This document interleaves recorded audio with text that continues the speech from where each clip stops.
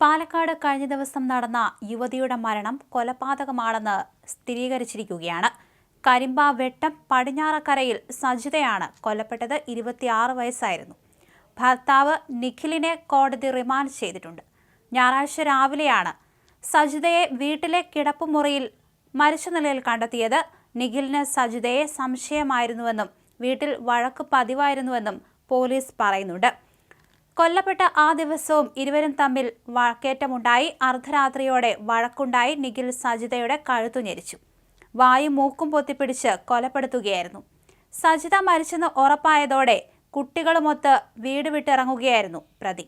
അമ്മയും സഹോദരിയുമുള്ള തമിഴ്നാട്ടിലേക്ക് കടക്കാനായിരുന്നു പദ്ധതി.